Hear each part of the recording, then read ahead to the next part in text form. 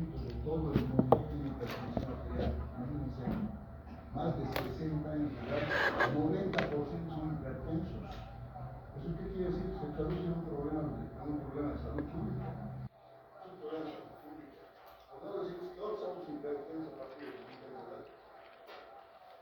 Imagínense el tema. Esto es importante porque hipertensión arterial va a manejar todo el rato, va a manejar hipertensión arterial. Viene un paciente con insuficiencia cardíaca, hay que ver si tiene hipertensión arterial. Viene un paciente con edemas, hipertensión arterial. Viene un paciente con secuela, hipertensión arterial. Viene un paciente con cualquier cosa, hipertensión, primero tienes que tomar la presión arterial. Alguna vez un colega dijo, ¿para qué vamos a tomar presión arterial? Pues tenemos que tomar presión arterial. La presión arterial es como si te dijera, ¿cómo está el paciente en este momento? Dame un dato para saber cómo está el paciente en este momento. Y el mejor dato para saber cómo está el paciente en este momento es la presión arterial. Así es tan importante la presión arterial. Entonces, a todos nuestros pacientes tenemos que tomar la presión arterial. Cualquier paciente que sea venga por lo que sea, tienes que tomarle la presión arterial. El dolor de perder, tienes que tomarle la presión arterial. ¿Y cómo se toma la presión arterial? Esta es la forma correcta de tomar la presión arterial. Tiene que estar sentado el paciente, tiene que estar sentado el paciente y tiene que estar el brazo a la altura del corazón, a la altura del aurículo, así más o menos, a esa altura. Miren el manguito, ¿dónde se coloca el manguito? El manguito se coloca ahí, miren, el manguito, la parte, el borde inferior del manguito viene a dos dedos aproximadamente del codo, dos través del codo. No puedes colocar el manguito aquí en el codo, está mal, no te toma bien la presión arterial. Otra cosa, miren el fonendoscopio donde está justo en las ¿qué se llaman? Las arterias. Aquí hemos dicho la cefálica, la medial aquí, entonces justo ahí tienen que poner el fonendoscopio, o en la parte interna, esta parte de acá, pero no pueden poner debajo del manguito, no se puede colocar debajo del manguito, esa es la toma correcta. Entonces colocas aquí, borde inferior a dos traveses, el dedo del codo, el fonendoscopio fuera del manguito, tiene que estar fuera, si es posible aquí en medio, o aquí a un costadito, justo donde está la arteria. Esta arteria es la cefálica y esta es la basílica, entonces la basílica se toma correctamente y ahí se toma la presión arterial. Ustedes ya saben que hay una presión sistólica y una presión diastólica, eso ya nos puede dar. Y además hemos dicho que hay 5 factores para determinar la presión arterial. ¿Cuáles son estos 5 factores que determinan la presión arterial? Uno era el contenido de proteínas, sí, era la viscosidad de la sangre. Marcador no tiene, marcador. Sí, Un marcador. Entonces, 5 factores que determinan la presión arterial. Uno, ¿qué dijiste? la viscosidad de la sangre, doctor. ¿Cuál? Viscosidad de la sangre, o sea, el contenido de Entonces, la 1, 2, 3, la sangre, la viscosidad de la sangre. ¿Qué es la sangre? proteínas. ¿Ah? Proteínas. Entonces, proteínas totales y alumina, ¿no? Sí. Otro factor. Para la presión es la resistencia vascular periférica. Ya, las resistencias vasculares periféricas, resistencias vasculares periféricas, otro factor. La frecuencia cardíaca. Pero la frecuencia cardíaca, El gasto cardíaco. histórico, El gasto cardíaco. el gasto cardíaco, perfecto. Y en sangre, ¿qué pusieron aquí en sangre? Hay las proteínas alumina, pero más importante, uno es el plasma, y otra cosa muy importante es glóbulos rojos. Listo, estos son los 5 factores que determinan la presión arterial. Eso tenemos que saber. Cuando nos pregunten cuáles son los 5 factores de presión arterial, ustedes tienen que responder gasto cardíaco doble. Porque no ver que está el corazón acá. El corazón, entonces, frecuencia cardíaca, hemos dicho,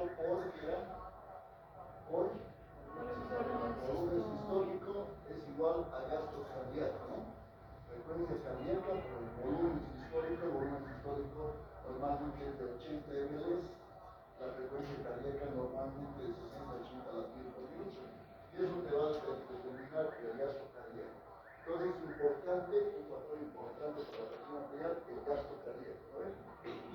cardíaco, frecuencia cardíaca por volumen sistólico, ya sabemos. Otro factor que determina la presión arterial. ¿Quién determina la presión arterial? Hemos dicho las resistencias vasculares periféricas. Porque una cosa es que esté así, y otra cosa es que esté así, y otra cosa es que esté así. Grande, ¿no? Entonces, o dilatado, ¿no? Entonces, las resistencias vasculares periféricas. ¿Qué otra cosa es importante? Hemos dicho el plasma. ¿Qué otra cosa es importante? Los glóbulos rojos. ¿Qué otra cosa es importante? Las proteínas y la albúmina. Ya lo sabemos entonces. ¿Cuáles son los 5 factores que determinan la hipertensión arterial?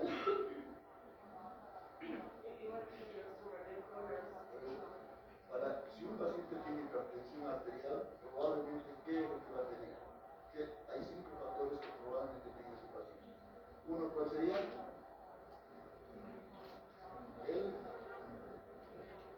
El aumento o disminución. Claro, va a tener aumento del gasto cardíaco. ¿El otro?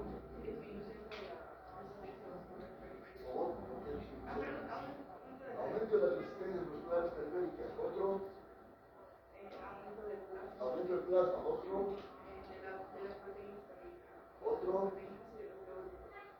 El glóbulo rojo. Cualquiera de estos factores, si un paciente viene a la consulta, normalmente hemos dicho que la presión arterial es 120/80. Esto es lo normal. ¿Cuándo se determina que un paciente tiene hipertensión arterial? Cuando un paciente tiene la presión más de 140/90 milímetros de mercurio. Si un paciente tiene más de 140/90, ese paciente es hipertenso. Y está. Ya se acabó. Ya tiene hipertensión arterial. ¿Cuáles son los factores que determinan? El gasto cardíaco, las resistencias vasculares periféricas, plasma, proteínas totales, albúmina y glóbulos rojos. Si un paciente tiene una presión arterial menos de 90/60, decimos que ese paciente tiene hipotensión arterial. ¿Cuáles son los factores que determinan la hipotensión arterial?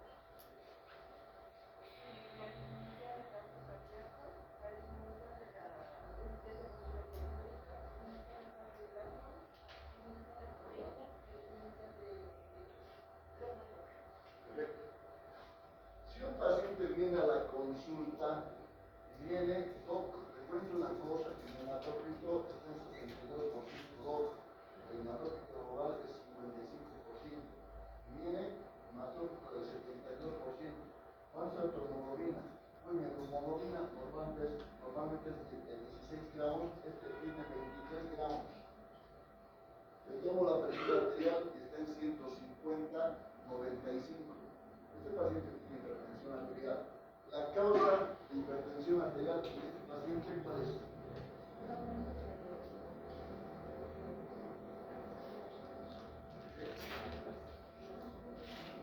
¿De qué? ¿De qué es? ¿Del?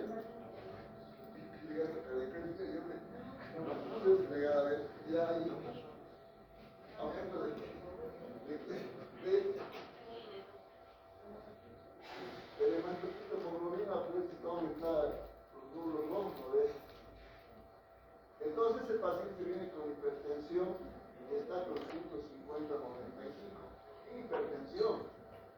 Y hemos visto que el hematócrito está en 72%. La causa es los glóbulos rojos. Esa es la causa. El tratamiento para hipertensión arterial en este paciente va a ser cuál. Yecas, aras, ¿cuál es la segunda? ¿Y dopa qué sería? Puede ser diuréticos, porque la hemoglobina está elevada. ¿Cuál sería el tratamiento que de eso? Tiene el paciente que está elevado a la presión 150/95, es hipertenso. Su hematócrito es del 72%. ¿Qué le das? Bloqueadores, nitroglicerol de sodio, los sartán, ¿qué le das? ¿Por qué? ¿Cuál es la causa de hipertensión arterial? Dime los 5 factores que producen hipertensión arterial. Bueno, el aumento del gasto cardíaco, el aumento de resistencia vascular periférica, el aumento de plasma, el aumento de proteínas, el aumento de glóbulos rojos. Perfecto. El enalapril, que tú estás diciendo, disminuye las resistencias vasculares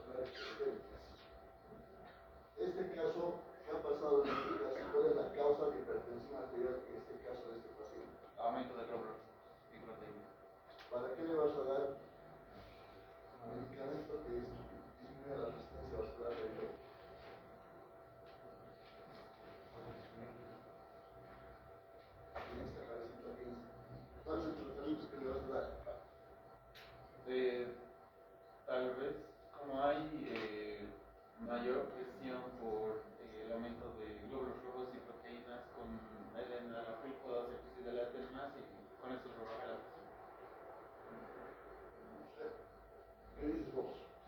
¿Qué es la concierto de sodio o de la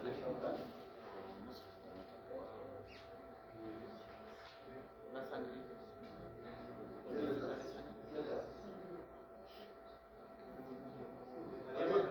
Si les estoy diciendo que la causa de hipertensión arterial hay 5 factores, uno de estos va a determinar la hipertensión arterial del paciente.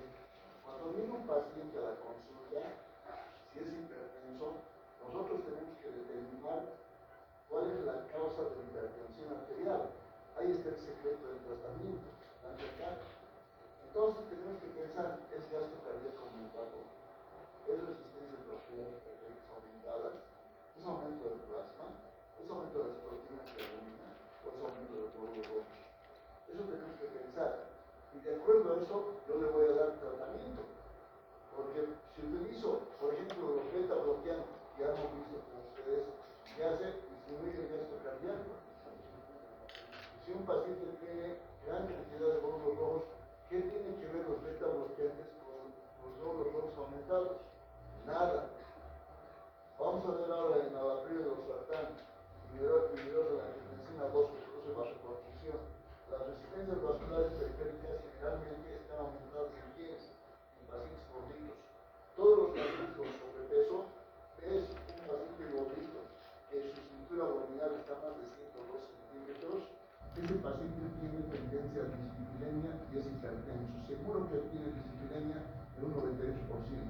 ¿Qué quiere decir dislipidemia? Colesterol y triglicéridos altos. Y colesterol y triglicéridos altos, ¿qué te produce hipertensión arterial? Seguro que va a tener hipertensión. En ese gordito, si le toma y tiene las cifras de más de 140-90, yo digo ese paciente es hipertenso. ¿Y por qué está producido su hipertensión? Está seguramente producido por las resistencias vasculares periféricas. Porque todos los libros me dicen que los gorditos tienen resistencias vasculares periféricas aumentadas. Los delgados no tienen resistencias vasculares periféricas aumentadas. ¿No ven? Entonces, a este paciente que tiene hematócrito 72, le voy a dar un medicamento que disminuye las resistencias vasculares periféricas. ¿Qué tiene que ver el medicamento que disminuye con el problema de aquí? Si el problema es este, ya lo hemos identificado. Entonces, ¿qué le damos a este paciente? ¿Qué le damos?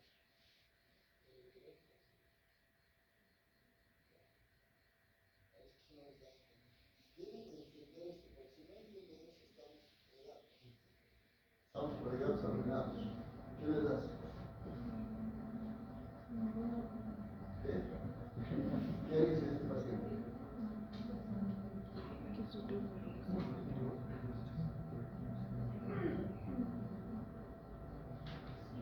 Miren, por ejemplo, ustedes estudian, digamos, están estudiando bien perfecto. Han llegado a su tercer año de medicina, pero el razonamiento está cero. ¿Por qué? Porque nuestro estudio, digamos, ¿qué se llama? Nuestro estudio del escolar, el estudio del colegio, que es el memorizar. Yo, por ejemplo, en mi colegio soy buen alumno, pero ¿por qué? Porque memorizar es un memoria tremendo, yo memorizaba porque las preguntas de los profes, hay que hacer las preguntas de memoria, todo perfecto, no había problema. Pero cuando yo he entrado a la residencia, he estado peor, porque he agarrado y veía pacientes. Yo los tenía en insuficiencia cardíaca, síndrome nefrótico, así. Y con el paciente tenía 3 cosas, no los podíamos enlazar. ¿Por qué no los podía enlazar? Porque estaba todo de memoria en mi cabeza. Yo no tenía razonamiento, no podía razonar. Ya tenía que comenzar a razonar. Recién hemos podido ubicar el diagnóstico del paciente y el buen tratamiento del paciente. Porque ahorita, por ejemplo, yo les estoy diciendo una cosa súper sencilla y diré, ninguno me está contestando, están empezando a la facultad de medicina. Ahora, si digamos, países, por ejemplo, hacen mucho razonamiento. Toda su escolaridad, todo su colegio es con razonamiento. ¿Qué opinas sobre esto tú? ¿Qué opinas sobre esto tú? ¿Qué opinas si esto es así? ¿Qué opinas tú? Entonces haces razonamiento. Y si vendría, por ejemplo, un chango de ponte de colegio con ese tipo de razonamiento, ponte que sea del penúltimo año del colegio, seguramente que me conteste y me dice, Doc, esto hay que hacer, Doc. Y ven uno que hace de medicina, como uno de tercero medio te va a ganar en un razonamiento de una vez patológica. No puede ganarte, pero te gana. Porque mira, ahorita estoy haciendo la pregunta y no hay respuesta, ya no sé qué pregunta, a ver, voy a seguir preguntando y vamos a ver qué pasa. A ver, Lalo, ¿qué tratamiento le das? ¿Qué le das? Tal vez podríamos controlar más o menos su dieta y tal vez hay un procedimiento que no está muy recomendado, que es la sangría. Cuando hay ¿Sangría le hacemos?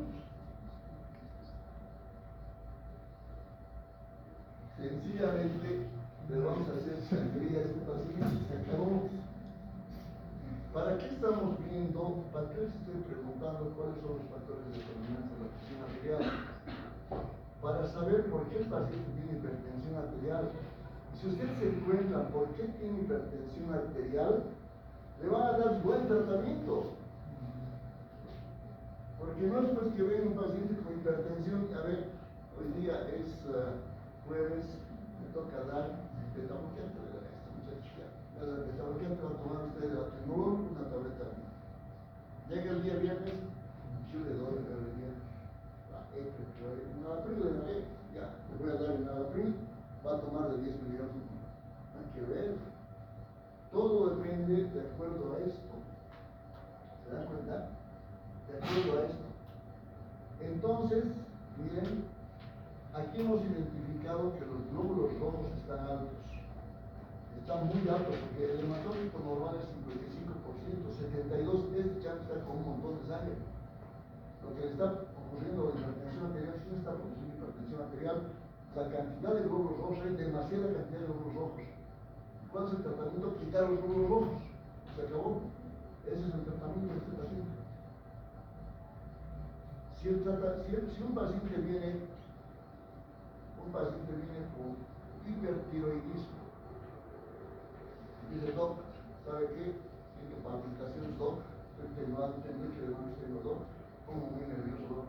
Le tomo hormonas tiroideas y las hormonas tiroideas están altas. Digo, tienes hipertiroidismo.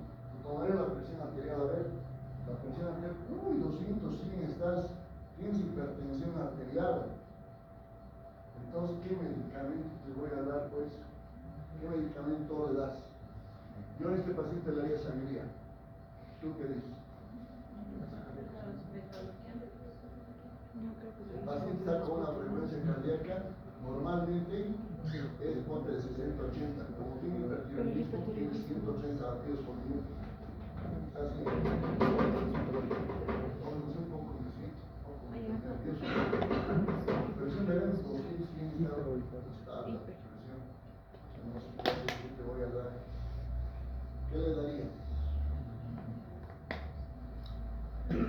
Tienes que ver estos 5 factores. Sí. Los 5 factores. Alguien está produciendo hipertensión arterial. Tienen que ver 5 factores. Las proteínas, doctor. ¿Ah? ¿De las proteínas, doctor? ¿Cómo? ¿De las proteínas, doctor? Proteína y albúmina, ¿no? Sí. Habría que quitarle proteínas y albúmina. Sí. Quitar proteínas. Eso. Es increíble cómo. Usted es tercero de la Facultad de Medicina, tiene conocimiento tiene que comenzar a razonar así. Tiene que haber un razonamiento. Tiene que razonar. ¿Qué quiere decir razonar? Yo hablo de pensamiento. ¿Qué quiere decir razonar? Es tener tu propio pensamiento de una cosa que está ocurriendo. Entonces, tú razonas y dices, esto puede ser, esto puede salir así, esta casa. Pero no solamente lo que el libro dice. ¿A qué decía el libro? Decía el libro que la insuficiencia cardíaca disminuye el volumen sistólico, por tanto, no. Si no, la insuficiencia, que está insuficiente el paciente,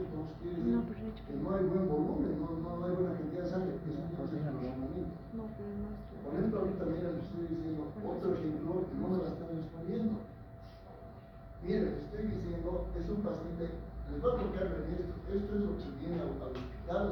No le estoy diciendo de Marte de los Estados Unidos o algo así. Aquí viene, Doc, me siento mal, ¿sabe qué? Miren mi mano, el que yo tengo, y además mi frecuencia, Doc, lo siento en mi corazón, palpitaciones. Le tomo la frecuencia 130 latidos por minuto. Ahí está. Tienes hipertiroidismo, hay que hacer T4 TSH trae T4 elevado. Está elevado, estás en 20, tienes hipertiroidismo, vos. Te tomaré la presión, te tomo la presión, ponte más de 140, 90 es hipertensión, 180, 100 está elevada la presión. ¿Qué medicamento le doy a este paciente? O sea, a ver, me han dicho que hay 5 factores.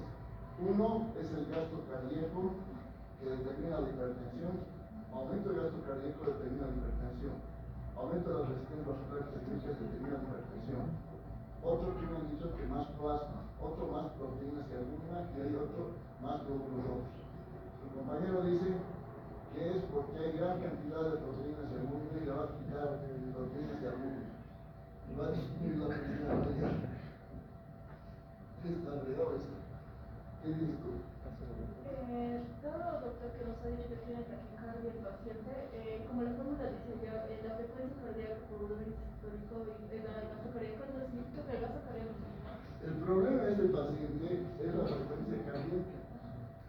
La frecuencia cardíaca está elevada.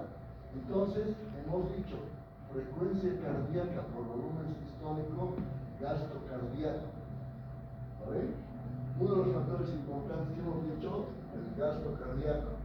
Entonces, ¿quién está produciendo la hipertensión arterial? Está produciendo la hipertensión arterial, la taquicardia, y está aumentando el gasto cardíaco. Por tanto, ¿cuál va a ser el medicamento que vamos a utilizar? Un medicamento que disminuya la frecuencia cardíaca. ¿Qué medicamento disminuye la frecuencia cardíaca? Ustedes ya saben, y se acuerdan. A ver, ¿cuál es qué medicamento? Los beta-bloqueantes. Agarras y le vas a dar el propranolol o le vas a dar el que se llama el carvedilol, el abetalol. Resuelve el problema. ¿Se dan cuenta? Porque si hubiera hecho disminuir la proteína y la albúmina, hubiéramos hecho la disminución de la presión osmótica, no sé qué hubiese pasado a la noche. Entonces, ¿qué hubiéramos hecho? Algo malo le hubiera al paciente. Entonces, le dan beta-bloqueantes y listo. Se acabó el problema. ¿Se dan cuenta? Perfecto. Vamos a seguir avanzando.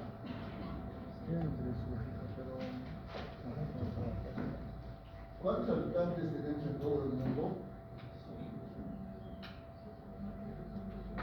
En todo el mundo. ¿Cuántas personas hay en todo el mundo?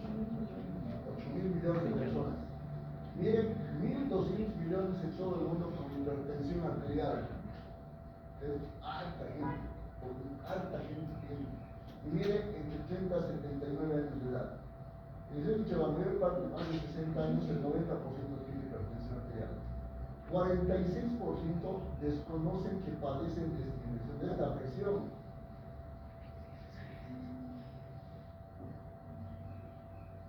De esta afección. 46% desconocen que padecen de esta presión.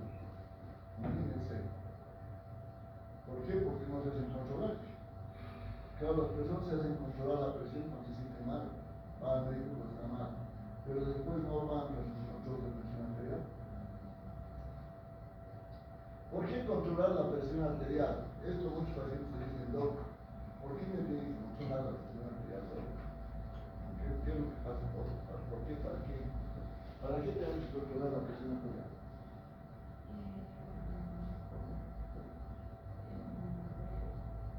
¿Para qué? Para saber si tiene hipertensión. ¿Pero para qué?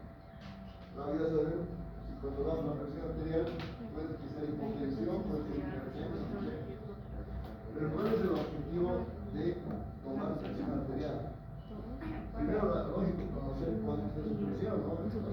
Y también para evitar futuros ciertos problemas como accidentes cerebrovasculares, fractura de miocardio, insuficiencia renal y... Para evitar esto es, ¿para qué se controla la presión? Para saber si el paciente tiene hipertensión arterial. ¿Y por qué nos interesa que un paciente tenga hipertensión arterial? Porque ese paciente con hipertensión arterial, si no le das tratamiento, en el lapso de 1 año o 2 años, ¿qué te va a hacer? Te va a hacer accidente vascular cerebral, te va a hacer infarto agudo de miocardio, te va a hacer insuficiencia cardíaca, te va a hacer insuficiencia renal. Ese es el objetivo. Hay pacientes que vienen y se molestan y dicen, doc, ya estoy tomando 2 años este medicamento, doc, todo el tiempo he tomado este medicamento, yo me siento bien. Señor, si deja de tomar este medicamento, su presión arterial va a subir más de 140 a 90. Y si usted sube más de 140 a 90, ¿qué va a producir? Accidente vascular cerebral, infarto de miocardio, insuficiencia cardíaca, insuficiencia renal. Entonces ustedes ya saben por qué la presión arterial en el mundo se ha determinado que solamente sea máximo hasta 140 a 90. Porque más de 140 a 90, ¿qué le va a ocurrir? Le va a ocurrir todo esto. Si manejas presiones menos de 140 a 90, ¿qué no le va a ocurrir? No le va a ocurrir esto. ¿Se dan cuenta? Por eso se ha citado en el mundo todas las sociedades, porque un día se han agarrado y han dicho, ¿cuándo determinamos que sea la presión arterial? A mí me gusta que sea hipertensión arterial más de 120-80. A mí me gusta el número 6, que sea más de 160-90, no es por el gusto, sino que han hecho un estudio de largo tiempo, la JNC, que han dicho personas que tienen más de 140-90 son hipertensos y esos pacientes hipertensos van a producirle esto, se les va a producir esto, si no se cura, si no se trata. ¿Se dan cuenta? Por eso es el tema del control de la presión arterial. Y no cada uno tener su presión arterial y todos estuvieran felices, pero no es así, van a tener esto. La hipertensión arterial, entonces, les pregunto, ¿qué determina la presión arterial? ¿Qué patología determina la presión arterial? Respuesta.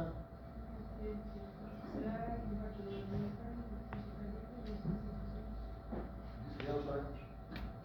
Factores que determinan la presión arterial, ahí está. El gasto cardíaco, hemos dicho ya. Las resistencias vasculares periféricas, hemos dicho. El plasma, hemos dicho. Los glóbulos rojos, hemos dicho, y las proteínas, lo hemos dicho. Ya está dicho. Perfecto. ¿Quién estudió todo este tema de la hipertensión arterial? El tema, igual que el estudio Al-Haq, ¿se acuerdan del estudio Al-Haq que les he dicho? Hay una sociedad, se han oído las sociedades de todo medicina interna de cardiología y han formado la famosa JNC, la famosa JNC. ¿Qué es la JNC? Es el Comité Nacional Conjunto sobre Prevención, Detección, Evaluación y Tratamiento de la Hipertensión Arterial. Esto es mundial, en todo el mundo se respeta eso. Y esto tiene que ser el principal propiciador de esto, los Estados Unidos. Así que está ahí la JNC. ¿Cuándo comienza la JNC? El 8 de septiembre. La JNC comienza con su publicación en el año 1976. En 1976 ya se va estratificando cuándo es hipertensión de primer grado, de segundo grado, de tercer grado, hipertensión sistólica, que se llama crisis hipertensiva, emergencia hipertensiva. Todo eso ya se va consolidando los conceptos. ¿Quién lo hace eso? La JNC, el primer consenso de la JNC es 76. Luego pasan 4 años y la JNC, la JNC 2, en 1980. Luego pasa el 84, 4 años, la JNC 3, la JNC 3. Luego la JNC 4, la JNC 5, el 92. Luego la JNC 6, el 77. Y el más importante que ustedes siempre tienen que revisar cuando lean hipertensión arterial es la JNC 7, diciembre de 2003. Cuando quieran charlar de hipertensión arterial, tienen que charlar del séptimo consenso del Comité Nacional Conjunto sobre Prevención, Detección, Evaluación y Tratamiento de la Hipertensión Arterial, el séptimo consenso. Por eso cuando hablan en las visitas que están discutiendo, dicen el séptimo consenso. El séptimo consenso dice esto, el séptimo consenso dice esto. el séptimo consenso y el séptimo consenso. Hemos esperado todos el octavo consenso del 2011, todo el mundo esperando el octavo. Hemos leído el octavo consenso, algunas cositas varían sobre pacientes con diabetes, insuficiencia renal, preeclampsia y nada que ver. Lo más importante ahorita es hablar del séptimo consenso. Claro, el último es el octavo, pero el séptimo consenso, ven en internet, aprieta JNC7 y ven les aparece. De ahí van a saber todo sobre hipertensión arterial y son datos bien reales porque te preguntan ¿cuándo se conoce, cuándo hay hipertensión arterial? En dos necesitas te pone tal cosa. ¿Qué dieta tiene que comer un paciente con hipertensión? La dieta DASH. ¿En qué consiste la dieta DASH? Así son bien básicos y son claves y son, les digo, bien resumidos y son bien concretos en sus respuestas. Así que esto ven, te van a fascinar cuando están. Vas a ver hipertensión arterial así. Séptimo consenso, ahí está la JNC. ¿Qué dice? Normal, menos de 120/80. Menos de 120/80 es la presión normal. ¿Cuándo es hipertensión arterial? Cuando es más de 140/90. Entonces, aquí hay estadio 1 de 140/159. La diastólica de 90/99, esto es estadio 1. Y estadio 2, más de 160. La sistólica y la diastólica más de 100 mm. ¿Ya? Entonces, hay la normal, menos de 120, menos de 80, eso es lo normal. Hipertensión, más de 140/90. En hipertensión hay dos estadios. Ya les he dicho, este es el un estadio y el dos estadios. Hay pacientes que tienen prehipertensión. ¿Por qué prehipertensión? Porque el paciente está entre 120 y 140 la sistólica. Eso se llama prehipertensión. Y la diastólica está de 80 a 90. 80 a 89. ¿Se dan cuenta? Esto es prehipertensión. Entonces esto es normal. Estos son los pacientes que probablemente van a ser hipertensión arterial, en prehipertensión.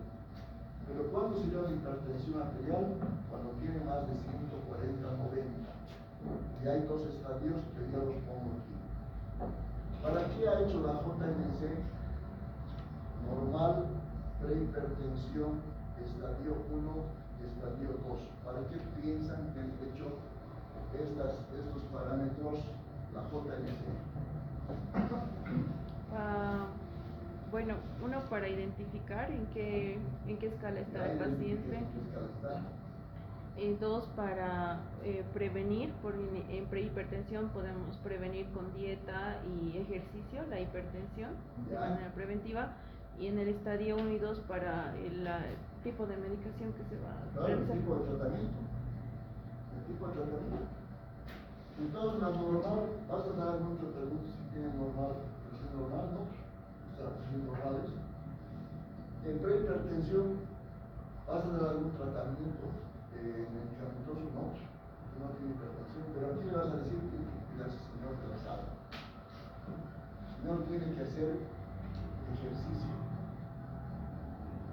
Si uno hace ejercicio, camina, el séptimo consenso dice esto: caminar 10 cuadras por día, vas a caminar 10 cuadras por día, y la presión te regula menos de 8 milímetros de mercurio, te baja menos de 8 milímetros de mercurio.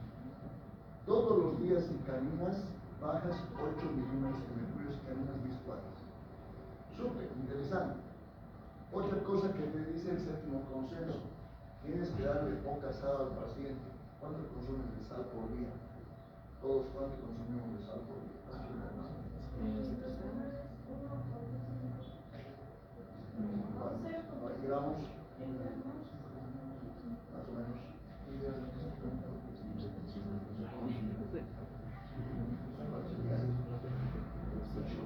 Más o menos saben de la sal cuántas.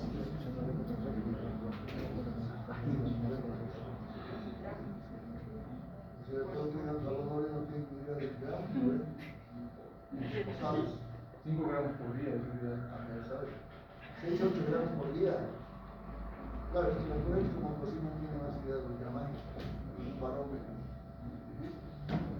6 a 8 gramos por día consumimos todos, 6 a 8 gramos por día.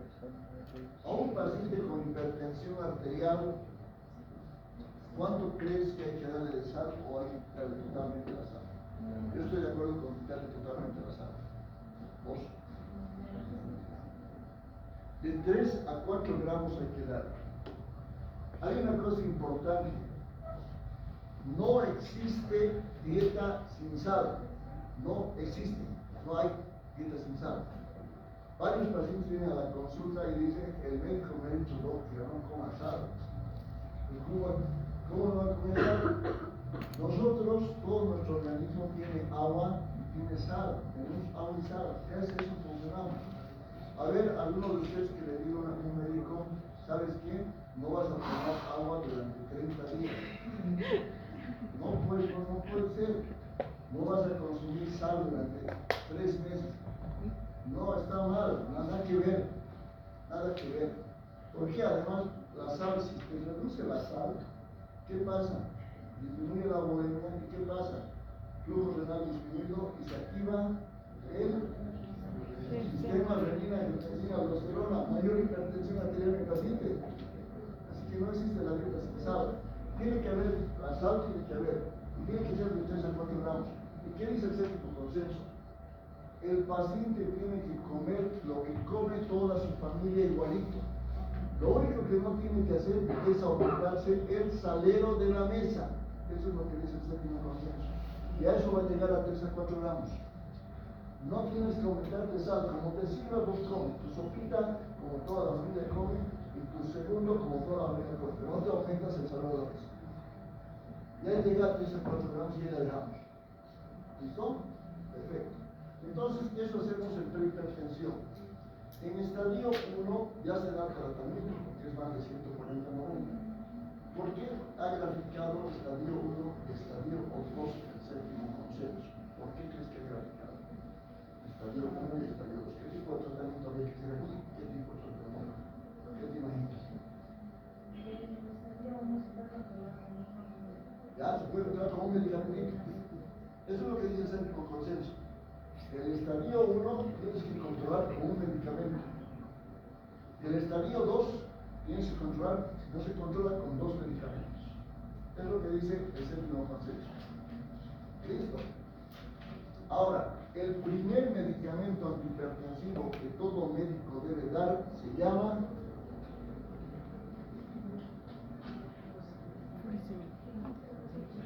¿qué se llama? ¿Ah? Era la prensa, ¿no? ¿Qué? Era la prensa, me dijo. ¿Qué se llama? Era Ah, sí. La hidroclorotiazida,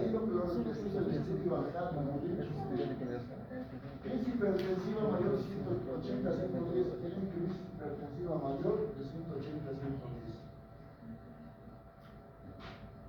Una noche 3 de la mañana nos llaman a, ¿qué se llama? A traumatología, a neurología, el paciente tiene un accidente vascular cerebral. Controlamos la presión 200-120. Hemos dado un montón de medicamentos toda la noche y nada que ver. El paciente, hemos dado losartán, hemos dado morfina, hemos dado beta-bloqueantes, hemos dado tiacidos previamente, diuréticos, estimulación, todo, nada que ver. El paciente es muy hipertenso. Y con ABC hemorrágico, lo que peor más ABC hemorrágico, estamos en problemas. Entonces, en ese paciente, cuando no puedo, ya he probado todos los medicamentos, el último medicamento a dar se llama, ¿qué creen que se llama? ¿Qué se llama? ¿Ah? No. Eso era para insuficiencia cardíaca, eso era para tratamiento. No, que solamente se da en terapia intensiva. Y hay una cosa interesante, colocas un suelito, una ampollita de ese medicamento y le colocas al suelito. Y tienes que calcular que tiene microgramos, porque tiene que estar bien. ¿Por qué? Porque en 3 minutos te baja la presión. Y ese paciente que teníamos, hemos colocado el microcruciato de sodio, hemos colocado a la paciente, y viene, le coloca la enfermera, acá le mueve bien, listo, no la voy a probar, le coloca bien. Y miren, estaba en 200, 110 el paciente, como a veces hemorrágico.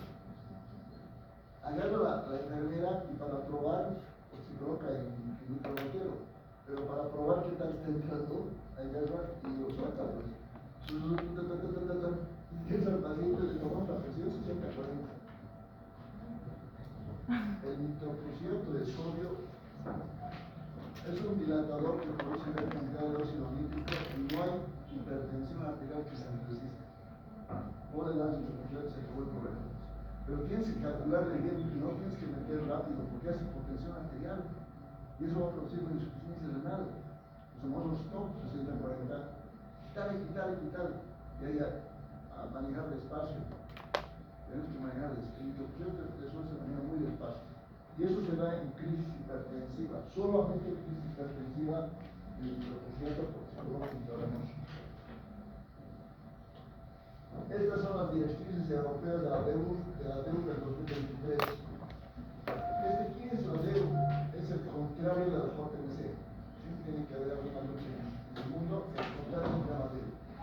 Los de la DEU han puesto así: presión óptima, normal, hipertensión leve, hipertensión moderada, hipertensión se la va en lo más minucioso para desglosar al paciente y además han pedido varias cosas, varios exámenes complementarios como ecocardiografía, péptido natriurético, hay varias cosas que piden para hacer exactamente para saber qué medicamento le van a dar, ¿se dan cuenta? Le piden un montón, una batería para saber qué medicamento le van a dar. Le vamos a dar enalapril, le vamos a dar beta-bloqueantes, le vamos a dar diuréticos, ¿qué le vamos a dar? Con más exactitud. El séptimo consenso lo hace más fácil y más práctico, porque ni modo que en América Latina o en otros lugares estén pidiendo ecocardiografía, cuánto de plata, un montón de plata. Tienes que hacer un razonamiento rápido y decir, a ver, está taquicábrico el paciente, entonces no, yo le voy a dar a este paciente beta-bloqueante, se le voy a dar. Resistencia vascular periférica, claro, el paciente tiene unos 60 y tiene un peso de 102 kilos. Su resistencia vascular periférica aumentada, le voy a dar inhibidor de la angiotensina, le voy a dar a este paciente. Entonces te vas imaginando qué cosa es más práctico ese como consenso que es. Mira qué interesante aquí. Un lactante tiene una presión arterial de 90 a 94, normal, esto es normal. Y ya un lactante que si tiene una presión más de 95 a 99 ya se considera hipertenso en su paciente. Súper interesante. Mire, un paciente con más de 99 milímetros de mercurio en la sistólica ya es una hipertensión arterial grave. Con esto quiero les quiero decir que la presión arterial es de acuerdo a edades. Más de 140-90 estamos hablando de personas mayores. ¿Qué personas mayores? Más de 18 años de edad. De esas personas estamos hablando. Pero si hablamos de un paciente lactante, imagínense, le tomamos la presión ponte 99-60, hay que preguntar un hipotenso. Este por hipotensión arterial está con hipertensión arterial.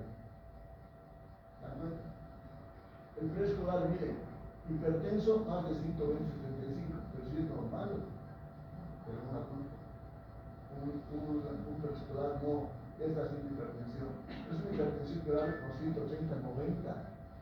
En un adulto hemos dicho más de 140-90 de hipertensión, pero aquí más de 130-90 está. ¿Listo? Entonces sí estamos. Un adolescente, tiene un adolescente 140-90 ya es hipertensión arterial grave. Con 132-87 ya es hipertenso el paciente. Y ese paciente en adulto es prehipertensión. El tratamiento para una prehipertensión que es en un adulto, como he dicho, la dieta, el ejercicio. Pero este paciente es adolescente y con 132-87 ya es hipertenso. Y hay que iniciar el tratamiento de hipertensión. Ahora, cuidado que le digan un lactante particular que no tiene hipertensión arterial. Imposible. Les cuento que los niños en La Paz y en el Alto hay un montón de niños hipertensos. Montón de niños hipertensos. Por el tema de la tipo de alimentación. Hay una rama que es la genómica, ¿no? La genómica, más importante del embarazo. que se ha visto en niños que viven a más de 200 kilómetros de altura, tienen mayor cantidad de adrenalina en su vida. Los niños que nacen, los kids que están naciendo, un montón de gente tiene sus líneas altas y adrenalina alta, y son hipertensos los kids. Hay un montón de hipertensos niños que está incrementando, imagínense. Hablar de hipertensión arterial es hablar de estudios. Es hablar de estudios. Hemos hablado del estudio Al-Hat. Y el estudio Al-Hat concluía, ¿qué concluyó el estudio Al-Hat?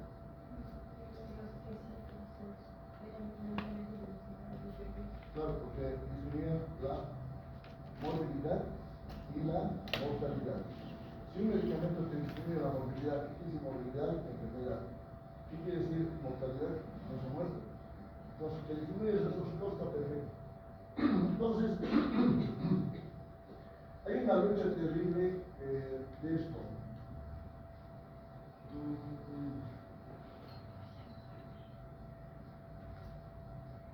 Este estudio Sprint es un estudio tremendo de discusión. ¿Por qué? Porque saben que resulta de que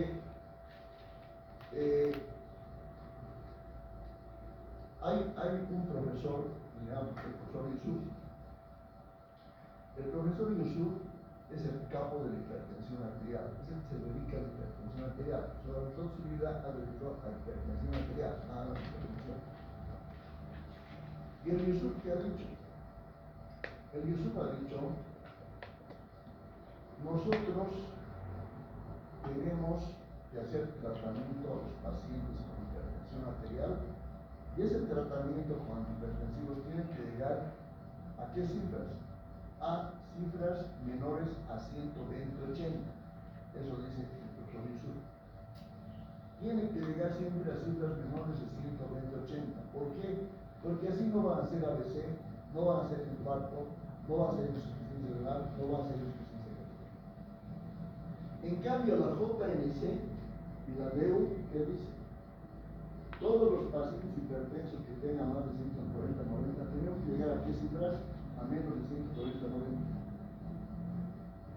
¿Se dan cuenta? El Yusuf dice: no. Si no llegas a 120-80, ese paciente va a tener siempre ABC, va a tener insuficiencia cardíaca, va a tener insuficiencia renal y va a tener infarto agudo miocardio. ¿Se dan cuenta? Entonces el Yusuf dice: tienes que bajar a menos de 120-80. Y la JNC dice: no es necesario bajar a 120-80, solamente tiene que bajar a menos de 140. Esa es la lucha en este momento. Se están haciendo varios estudios para ver qué está pasando. Y hay un estudio que se llama el estudio Sprint, el famoso estudio Sprint.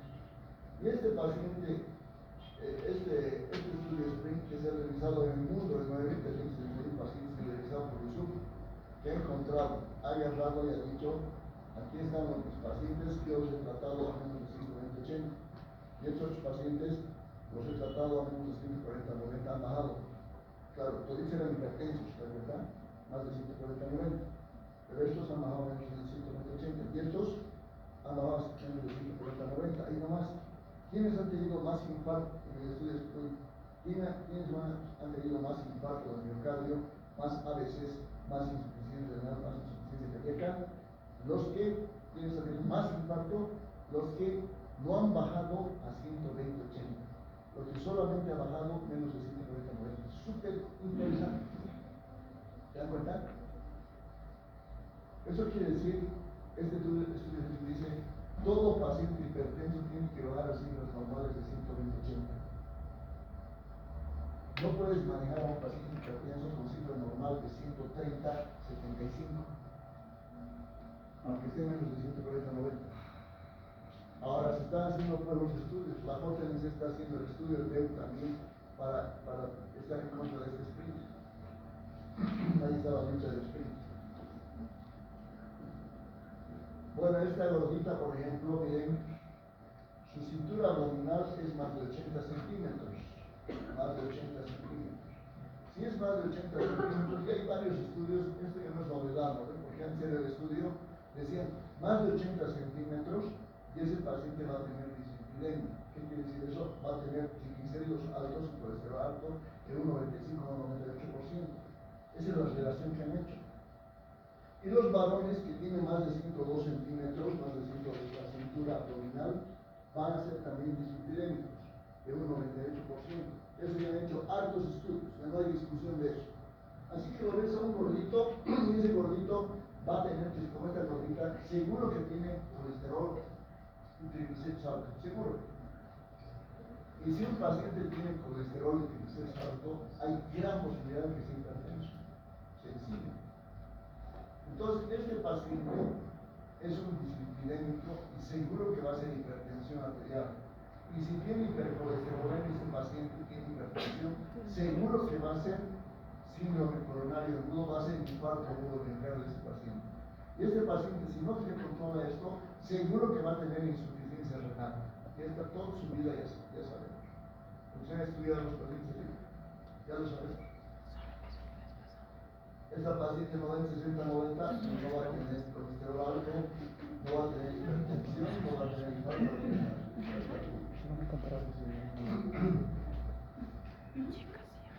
Mire, es muy interesante. Estratificación de riesgo. Presión arterial menos de 140/90. Si un paciente tiene presión arterial limítrofe de 140/90, digamos, y no tiene factores de riesgo, ¿qué quiere decir factores de riesgo? Que no tiene obesidad, no tiene dislipidemia, triglicéridos, colesterol alto. Entonces la mortalidad, o mejor dicho, la posibilidad de un infarto agudo de miocardio es casi nula. ¿Se dan cuenta? Porque no tiene factores de riesgo y la presión arterial es justamente 140/90. Pero si un paciente está, miren, su presión arterial es menos de 140/90, está bien la presión, 130/80, está bien su presión. Pero es diabético el paciente, o ha tenido algún factor de riesgo, tiene gran posibilidad, miren, hasta un 20 a 29% de hacer infarto agudo de miocardio. Eso es bien interesante. Quiere decir, un paciente diabético que no tiene la presión arterial más de 140/90, está normal, pero por el sitio está, va a ser infarto agudo de miocardio. Igualito un paciente con insuficiencia renal. Si ese paciente con insuficiencia renal está cerquita a 140/90, va a ser un infarto de miocardio. Por eso, el séptimo consenso ha dicho, todo paciente con insuficiencia renal y todo paciente diabético, tenemos que bajar cifras ya no siempre menos de 140/90. Tenemos que bajar más todavía, como el doctor Jesús dice. Tenemos que bajar casi a 120, 180. ¿Por qué? Porque así ya no van a ser infarto agudo de miocardio. Porque si no van a ser seguro infarto agudo de miocardio. Ahora imagínate, si un paciente tiene una presión arterial alta, más de 140/90, y es diabético o es insuficiente renal, la posibilidad de que tenga infarto de miocardio es altísima. Si te dice, doc, soy diabético y tengo mi presión arterial más de 140/90, vas a tener infarto de miocardio, cualquier razón. Tienes que cuidar. Entonces, al infarto de miocardio tienes que tener prevención de infarto de miocardio. Por ejemplo, tenemos que dar antidiabéticos plaquetarios. A estos pacientes que tienen hipertensión arterial son diabéticos, tienes que darle antidiabéticos plaquetarios. ¿Como cuál antidiabético plaquetario tienes que dar?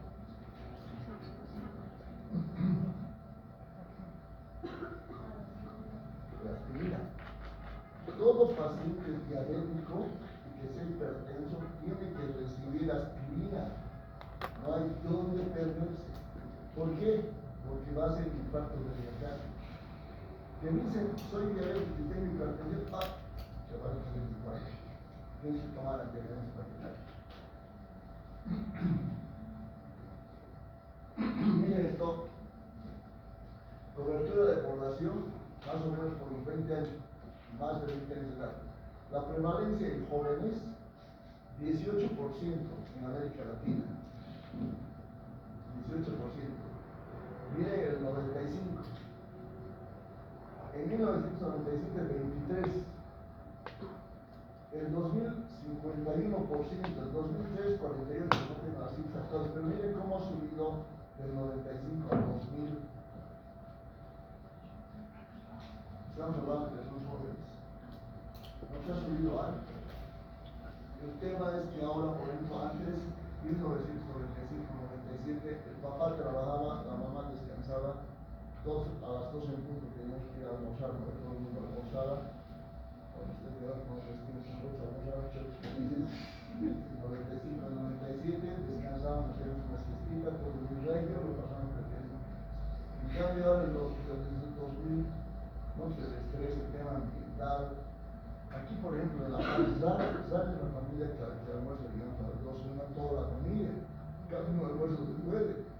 Nos vemos a las noches, chao, vamos a almorzar, cada uno lo que puede. Yo pienso que ese es el tema, pues, del 51 y del 48%. Se le va alto la hipertensión arterial.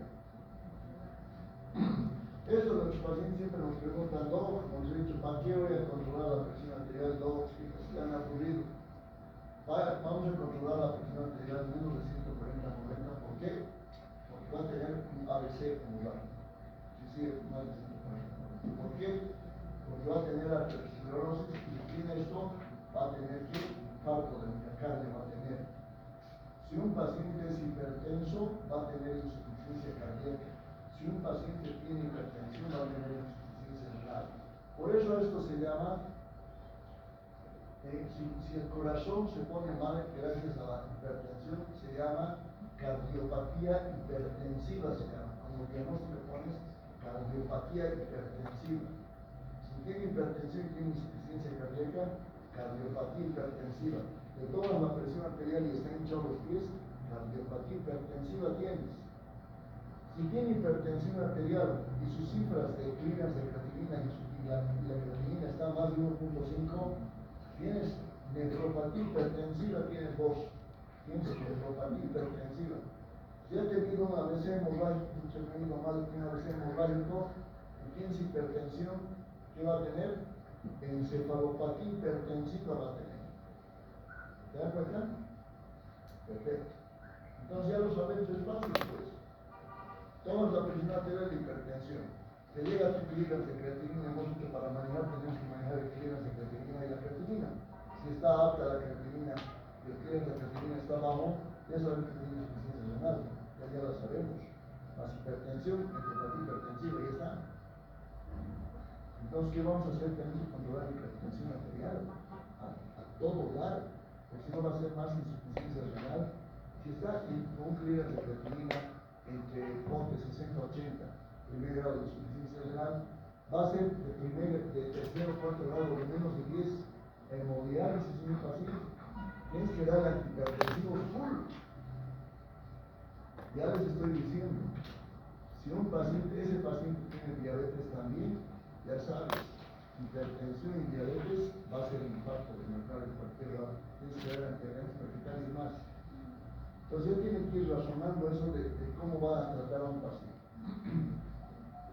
¿Cuál es el objetivo? Reducir la morbilidad, que es morbilidad de la enfermedad, y reducir la mortalidad cardiovascular y renal. La presión tiene que ser menos de 140-90, en los diabéticos tiene que ser menos de 130-80, ¿no ves? El Jesús dice 120-80 tiene que ser. ¿Ya? ¿Por qué? Porque vas a tener infarto de miocardio.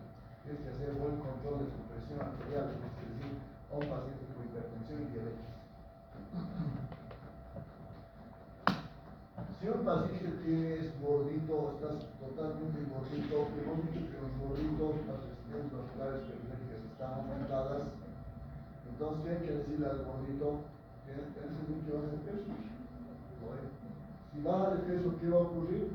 Va a ocurrir que las resistencias vasculares periféricas se van a normalizar. Ahora una persona, digamos, de 102 kilos y un corazoncito que está apenas, imagínense, un motor de una petróleo, un bombón, ¿no? La petróleo está ahí, no va a poder, va a ser insuficiencia, no va a poder. Tienes que bajar de peso. ¿Y cómo se sabe que es un peso normal? Estás pensando, ¿cuánto de altura tienes? 1,62. Entonces, 1,62, al 62 tienes que aumentarle más menos 5. Entonces 62 más 5 serían 67, ¿no ven? 62 menos 5, ¿cuánto sería? 57. 56, ya sé lo que están diciendo ustedes. 57 a 67, ¿lo ven? Eso es un peso normal, 57 a 67 es muy pesado. Si estás pesando más, pienso decir, perdón, perderse. Igual 1,72, 72 más menos 5. 72 más 5, 77. ¿Lo ven? 67. O 67 a 77. Eso es. Así lo tienes que decir.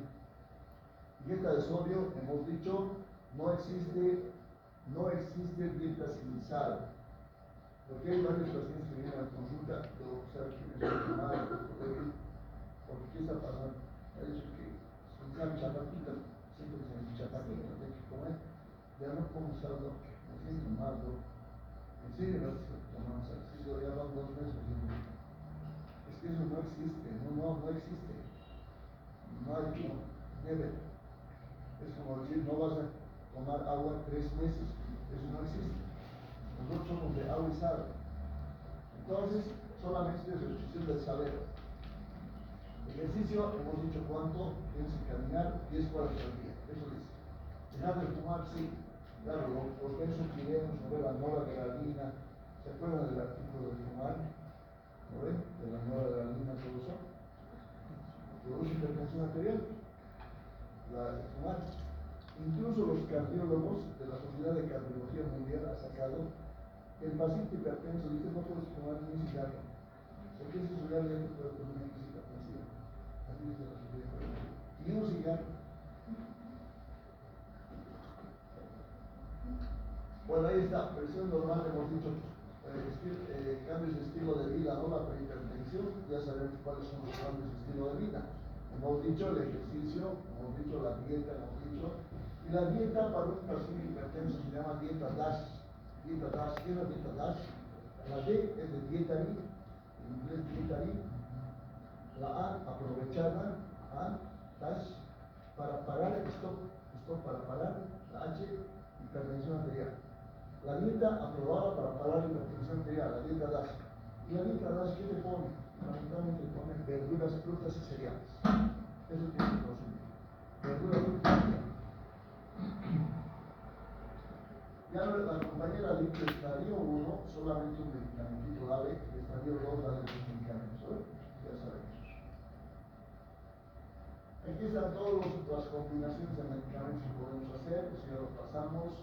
Tratamiento de las directrices de la DEO les he dicho que han visto la clasificación de un montón y piden todo eso. Proteína sensitiva, piden ICI, recuerden piden una ecocardiografía, piden ultrasonografía, piden ultrasoniluria, piden un montón de cosas para determinar al paciente el estado de hipertensión arterial. Este estudio es bien interesante. ¿Por qué es interesante? Porque aquí están los famosos estudios, los ensayos clínicos. Tenemos varios ensayos clínicos. Yo les he mencionado 2 importantes, el ALHA y el SPRINT. ¿Lo ven? El SPRINT, hemos dicho menos de 120-80 y otros dicen menos de 140-90. El ALHA dice la hidroclorothiazida, la clortalidona, que son tiazídicos primeros en utilizar por disminuir la mortalidad. Eso ya lo sabemos. De aquí hay los estudios, los más importantes que se han realizado. Miren, tenemos el Copernicus Exidis en pacientes con insuficiencia cardíaca. Se ha utilizado y han dado resultados los diuréticos, los beta-bloqueantes, los IECA, los ARA2, los antagonistas de la aldosterona. No han dado resultados los bloqueadores de canales de calcio, y eso lo que es el Copernicus y el estudio Exidis. ¿Ya? El estudio de Jesús en pacientes con infarto del miocardio han dado resultados beta-bloqueantes, no ha dado resultados diuréticos, ha dado resultados IECAS y los antagonistas de la aldosterona. ¿Ya? El estudio ALHAT, importante, el estudio HOPE, es el estudio ALHAT en pacientes con enfermedades coronarias, los diuréticos han dado resultados, los beta-bloqueantes se utilizan, los IECAS se utilizan, los bloqueadores de calcio se utilizan. En pacientes diabéticos, estos estudios son clásicos, son los clásicos. Porque siempre, cuando hablamos, digamos, hay nuevos estudios, siempre comparan con esto. Y dice que el estudio ALHAT dijo esto, pero ahora se ha hecho el estudio tal cosa, que van comparando. Por ejemplo, el estudio UKPDS, famosísimo, del Al-Haq, por supuesto, el famoso. Este es el estudio UKPDS que se ha hecho en el Reino Unido sobre el tema de qué medicamentos vamos a utilizar en pacientes diabéticos hipertensos. Y ha sabido que hay que utilizar diuréticos, beta-bloqueantes y ECAs, ALA2, pero no bloqueadores de canal de calcio y antagonistas de la aldosterona. Eso es lo que dice el UKPDS. ¿Qué medicamentos hay que utilizar en pacientes hipertensos con insuficiencia renal crónica? Y eso lo dice el estudio NFK. El NFK es famosísimo también, el NFK. Y dice, hay que utilizar IECA y ALA2. IECA y ALA2, interesante. Insuficiencia renal crónica solamente hay que utilizar IECA y ALA2. De todos estos estudios sacamos una cosa en conclusión y una cosa importante. ¿Cuál es? ¿Qué es importante en todos estos estudios? El tratamiento, doctor, ¿Ya? ¿Tratamiento con qué? que coincide en cabeza mayoría con los IECAS. Con los IECAS. Perfecto, muy bien. Todos coinciden con IECAS.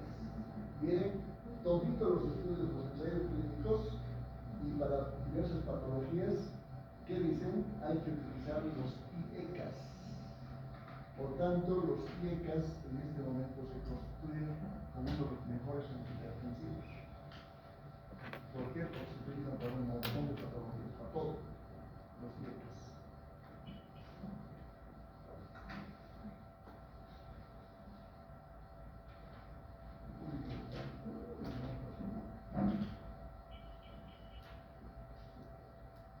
Esto de hipertensión arterial es bien interesante, por eso tengo más o menos unos cuantos slides. Más o menos unos 65 slides, pero no vamos a alcanzar. Este es el famoso estudio Al-Haq.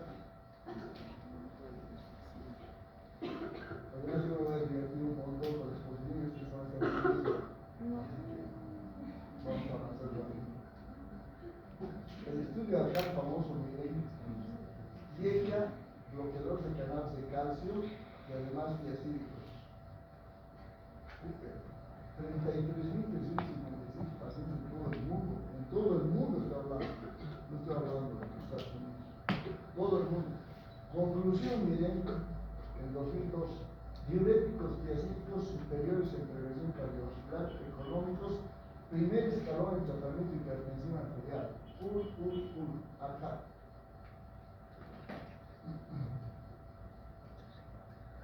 Bueno, esto vemos insuficiente, pero después tenemos un...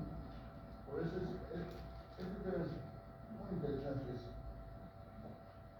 Y aquí la paramos un rato. Este es angiotensinógeno, ¿no ven? Angiotensinógeno. ¿Dónde se pone el angiotensinógeno? Angiotensinógeno, ¿dónde se pone?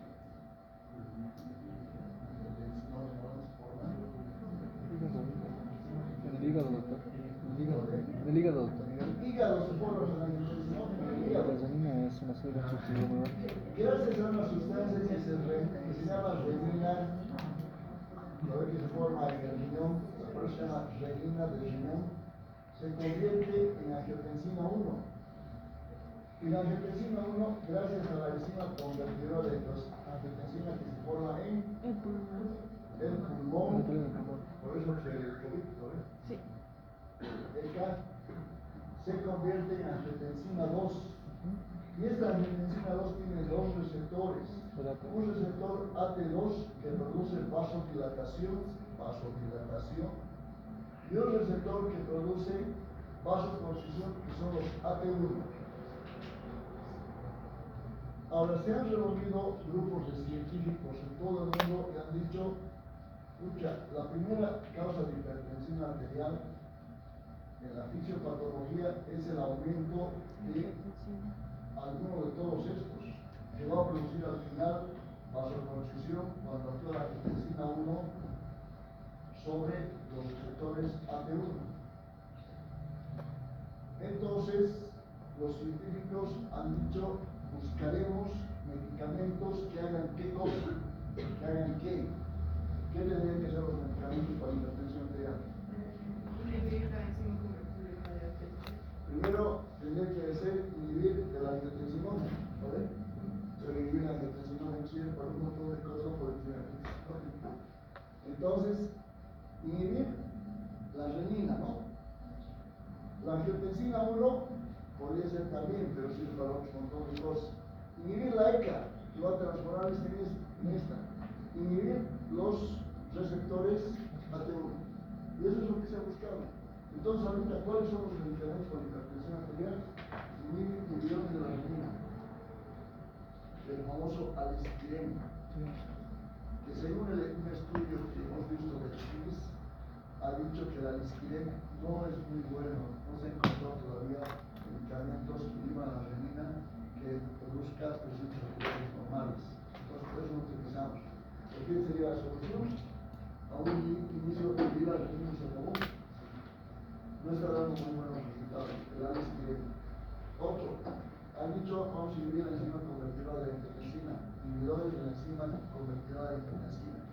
¿Qué medicamento? El fundamental, el enalapril. ¿Y qué pasa si disminuyes la ECA? Ya no va a haber angiotensina 2. Y si no hay angiotensina 2, ya no va a actuar los receptores AT1, y por tanto ya no va a producir vasoconstricción, ya va a producir vasodilatación. Y los reyes de los IECA, miren, los IECA van a producir qué cosa? Van a producir bradiquinina. ¿Y qué más van a producir? Prostaciclina. ¿Y qué van a producir?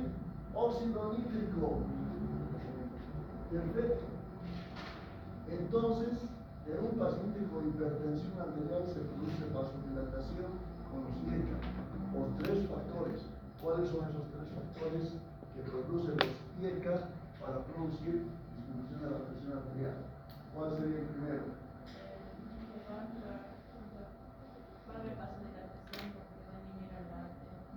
Claro, ya no va a haber angiotensina 2, primer factor, y por tanto ya no va a haber vasoconstricción porque no va a actuar sobre el receptor AT1. Segunda cosa, bradicinina que va a aumentar la prostaciclina. ¿Se acuerdan? La prostaciclina es un vasodilatador. Segunda cosa. Tercera cosa, va a haber aumento de óxido nítrico. Los IECA en enalapril se da con hipertensivo porque no va a producir angiotensina 2. No va a producir angiotensina. Se da porque va a estimular la adrenalina que va a producir prostaglandina, vasodilatación. Y se da también porque el óxido nítrico va a estar aumentando y va a haber vasodilatación. A todo nivel, tanto arterial como venoso va a haber dilatación. Interesante. ¿Se acuerdan de la insuficiencia cardíaca? La insuficiencia cardíaca tenía precarga y postcarga, ¿era disminuida o aumentada? ¿Ah? La insuficiencia cardíaca. Está aumentada porque el corazón no está funcionando bien, está aumentada en gran cantidad de líquido aquí. ¿Qué hace la enalapril? Lo único que hace la enalapril produce vasodilatación y disminuye la precarga y disminuye la postcarga porque produce vasodilatación. ¿Y por qué produce vasodilatación? Porque disminuye la angiotensina 2, produce prostaglandina y produce óxido nítrico. Por tanto, una cosa bien recta. En este momento, 2025, ¿cuál es el primer medicamento de elección para la insuficiencia cardíaca? Se llama enalapril. Imagínense lo que estoy diciendo. Un antihipertensivo que es tratamiento de primera línea para insuficiencia cardíaca. ¿Por qué? Porque disminuye la precarga y postcarga. Súper interesante.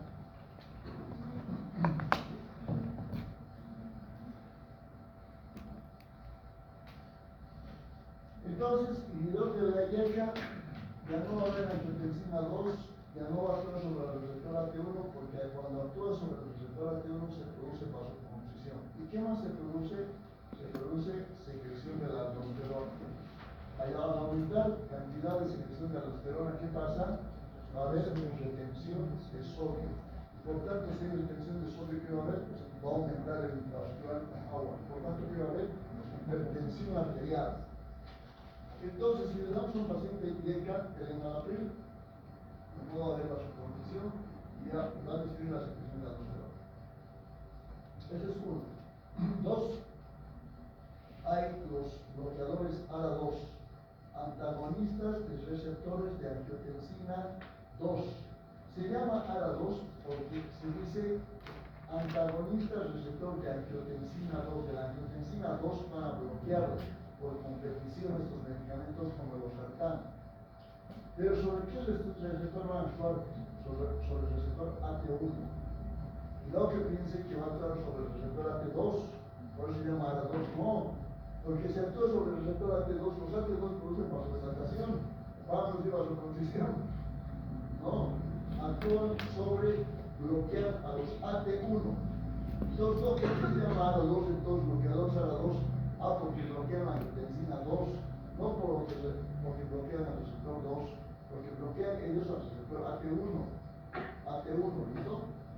Perfecto, y ahí tenemos los sartanes, famosísimos los sartanes, a todos los canales de los sartanes, todos los sartanes en la fila. Bueno, ahí tenemos que en la pril, ya los otros no me van a decir qué pasa.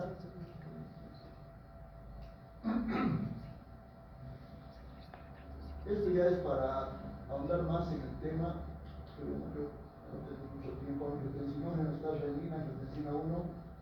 El tema de que el paso de angiotensinógeno a angiotensina 1 no solamente es por vía renina, es el principal sí, pero hay otros. El activador del plasminógeno, la tonina, la plasmina, la elastasa y la carniferina. Por eso es que no actúan 100% estos medicamentos, porque solamente actúan sobre las reninas, ¿verdad? Porque un buen medicamento para que produzca inhibición del paso de angiotensinógeno a angiotensina 1 debería disminuir la renina, debería disminuir esto y esto. ¿Se dan cuenta?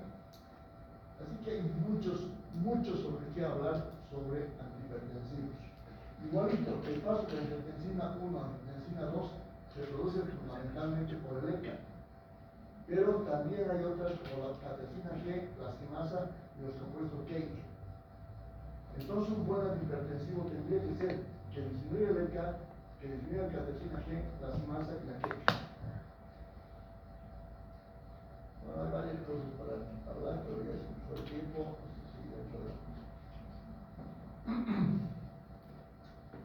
Tenemos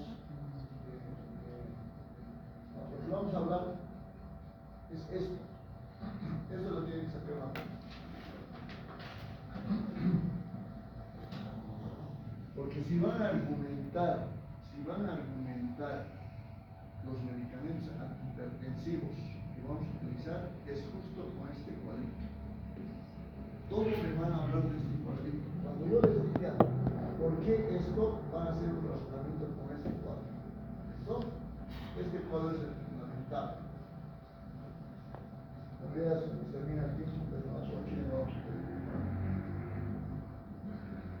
Aquí está la angiotensina 2.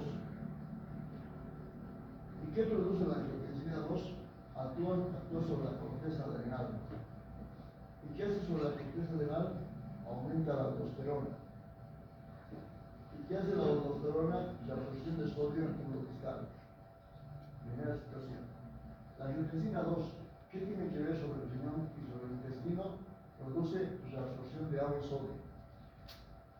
¿Ya? Se absorbe agua y sodio. La angiotensina 2 actúa sobre el sistema nervioso central. ¿Qué tiene que ver sobre el sistema nervioso central? Estimula a la hormona antidiurética, la vasopresina. Estimula a la hormona antidiurética. ¿Qué quiere decir eso? Que hay gran cantidad de hormona antidiurética y el paciente no orina. Entonces aumenta la presión arterial. ¿Por qué? Porque hay retención de agua. ¿Lo ven? Sistema nervioso periférico. La angiotensina 2 actúa sobre el sistema nervioso periférico, sí. Produce descarga simpática, produce descarga adrenal. Ya, produce descarga adrenal. Y por tanto, ¿qué va a pasar? Va a aumentar las resistencias vasculares periféricas. ¿Listo? La angiotensina 2 actúa sobre la médula adrenal, sí, produciendo gran cantidad de catecolaminas. ¿Y esto qué va a producir? Aumento de la resistencia periférica. En el músculo liso vascular, ¿qué va a pasar? Va va a haber vasoconstricción. ¿Por qué? Porque hay hiperplasia e hipertrofia. ¿Ya? Y otra cosa importante, miren aquí, esto, hablar de hiperplasia e hipertrofia, ¿qué es esto? La angiotensina 2 músculo liso vascular, hiperplasia e hipertrofia. La hipertensión arterial, que es producida por la angiotensina 2, porque hay gran cantidad de angiotensina 2, la hipertensión arterial va a producir hiperplasia, hipertrofia del corazón. El corazón, que era de este tamañito, se vuelve así de grande, hay una cardiomegalia. ¿Por qué cardiomegalia? Lógicamente porque las resistencias vasculares periféricas están aumentadas y el corazón comienza a bombear fuerte para poder pasar un buen volumen sistólico. Bombea tan fuerte que el músculo ya se hipertrofia, pues, se hace grande, boom, boom, boom, grande se hace.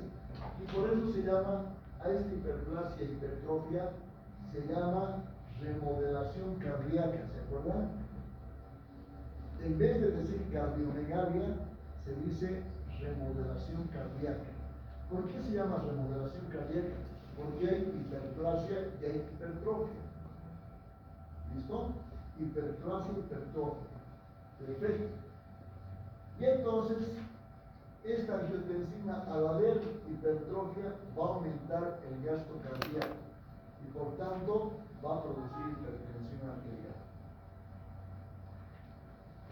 El enalapril es un inhibidor de la IECA y va a disminuir la angiotensina 2. El losartán es un bloqueador de receptores AT1 y va a disminuir la acción de la angiotensina 2. Si yo les pregunto, ¿por qué los IECA y por qué los bloqueadores de los receptores de angiotensina disminuyen la presión arterial? Tu respuesta va a ser 4. ¿Cuál va a ser tu respuesta? Primero le tienes que decir, el IECA y el losartán va a producir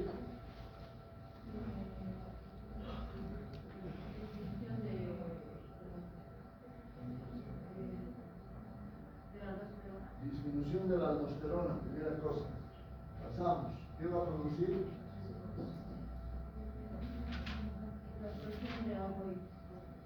Disminución de la reabsorción de agua y de sodio. ¿Qué va a producir?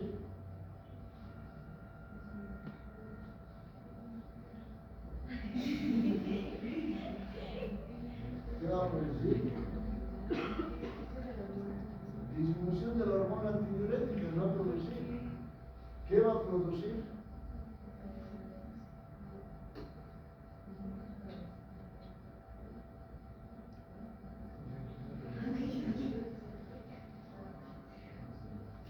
¿Qué va a producir? ¿Qué dice aquí? ¿Qué dice aquí? ¿Ah? Va a disminuir la descarga simpática de catecolaminas. Y ahora, ¿qué medicamento disminuye la remodelación cardíaca? Imagínense lo que les voy a decir. Un paciente viene con una cardiomegalia de grado 4. Así está su corazón grande, porque es normal, así está, con hipertensión.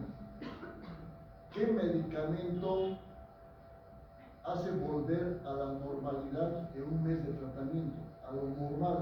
¿Te das cuenta de lo que estoy diciendo? Hay una hipertrofia de este tamaño cardiomegalia que vuelve a la normalidad en el lapso de 1 o 2 meses. ¿Qué medicamento? El enalapril y el losartán. ¿Por qué? Porque disminuye la hiperplasia y la hipertrofia, disminuye la remodelación cardíaca. Imagínense la importancia de este medicamento. Después, súper importante.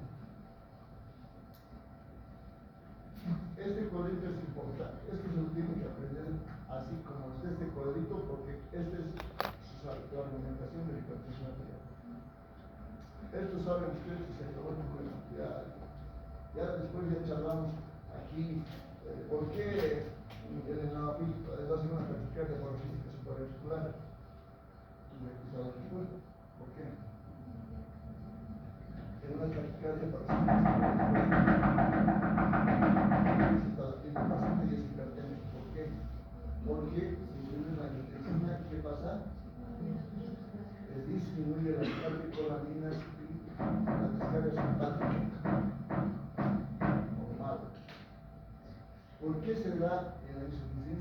cardíaca, estos medicamentos. Te disminuye esto, te hace remodelación cardíaca, inhibe la remodelación cardíaca.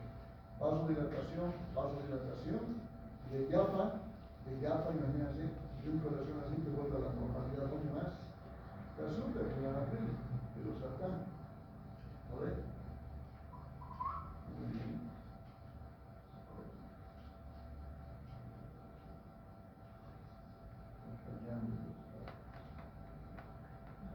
¿De dónde se saca el april? Del veneno del Bossops jararaca, de esta misma. Súper interesante. Receptor AT1, miren el receptor AT1, es realmente increíble. Miren, aquí una terminal NH2 tiene, donde viene la angiotensina 2, y miren todito los aminoácidos, la serie de aminoácidos. Aquí miren cómo sube todos los aminoácidos, ¿no? Aquí todito miren los aminoácidos, que por aquí pasa el estímulo, por aquí, por acá, por acá. Por aquí viene aquí otro número, por aquí el estímulo, viene aquí viene el estímulo. Por aquí viene el estímulo. Por aquí, por acá, miren por aquí, por acá, da la vueltita aquí, da la vuelta aquí, da la vuelta acá, da la vuelta. Y aquí está, se estimula. Y la carboxi terminal tiene aquí. Para producir el efecto, la angiotensina 2 ponte de vasoconstricción, ponte de aumento de los simpáticos, de la actividad o descarga simpática, todo eso. Esto es pues increíble, chicos. Esto no puede ser producido así por de casualidad, se produjo. Y hay altos receptores en todo lado. Esto es imposible de que haga, que se haga así por el solo. Esto es ingeniería genética, alta ingeniería genética. Esto es ciencia más no poder. Este es el receptor AT1. Increíble. Ahora se van a comentar ustedes. Ya nos acabó ahí. Indicaciones terapéuticas, hipertensión arterial, insuficiencia cardíaca, el consensus. El estudio de consensus dice que el enalapril, el losartán, especialmente el enalapril, se puede dar para insuficiencia cardíaca. Mire, una cardiomegalia de cuarto grado que está tocando pared a la normalidad. ¿Quién te produce eso? El enalapril de losartán. Este es el consensus de la Sociedad Europea de Cardiología de la Europa Journal sobre el tema de insuficiencia cardíaca de enalapril. Necesito más les explico terminó la clase. Miren, este es el glomérulo, esta es la arteria aferente, se acuerdan de la aferente y esta es la arteria aferente.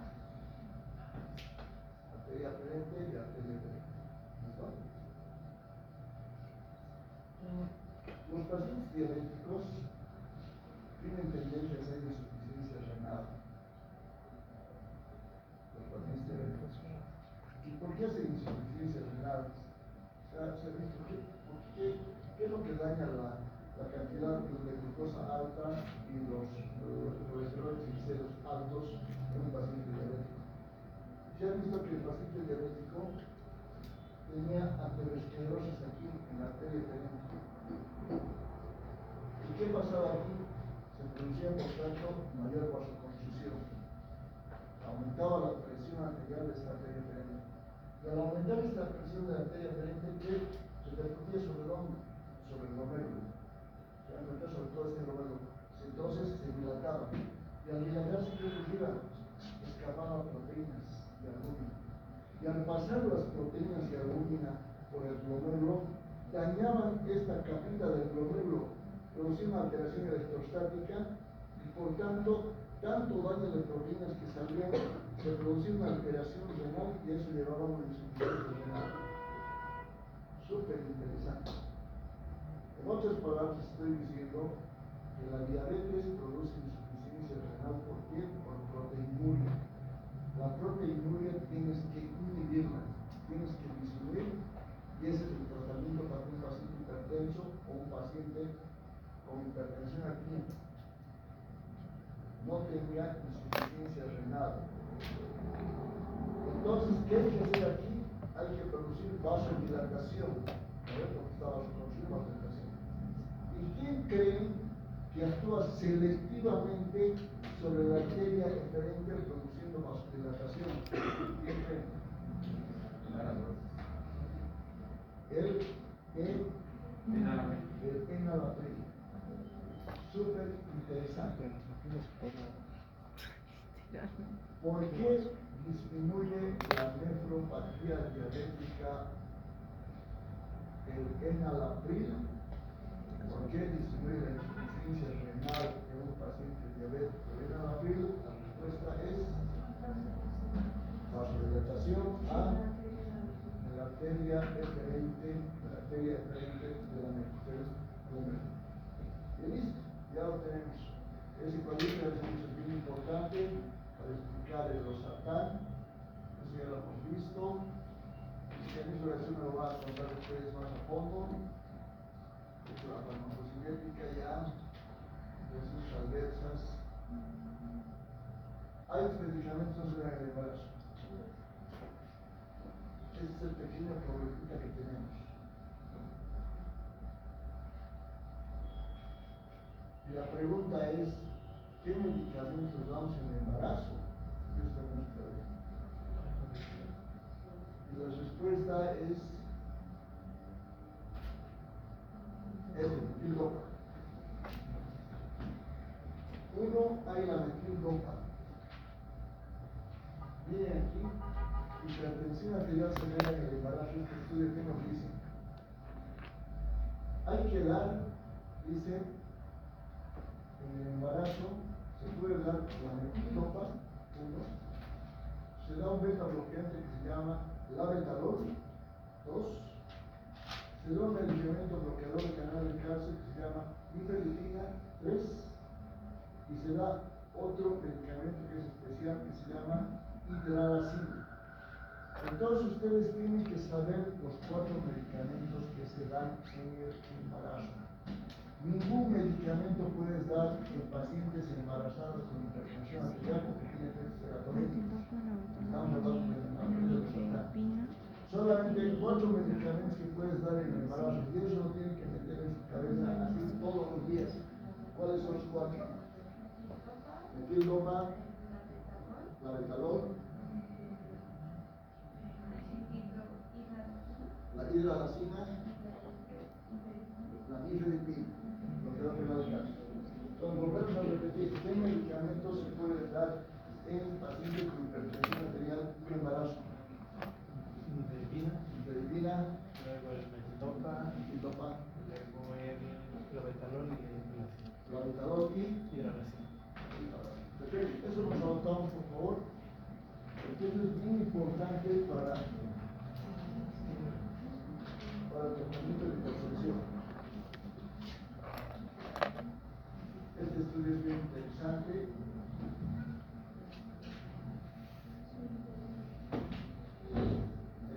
Ahí está el DOI. Entonces el DOI muy activos. Súper importante. Lo que da de canal de calcio también es un mundo de calcio súper interesante. Antagonista de canal de calcio, los estudios específicos del cabelón. El insuficiente solo. Cuando utilizamos solamente crisis hipertensiva. ¿Qué produce el mecanismo de acción? ¿Cuál es? Aumento del óxido nítrico. Eso es muy importante y disminuye el cáncer intravascular. Solamente este medicamento, ¿cuánto tiene que poner? Necesitamos 72 horas. ¿Por qué? Porque tiene una sustancia que van a comentar ustedes que produce aumento de la mortalidad, ¿no ven? El nitrofosfato. Muy bien.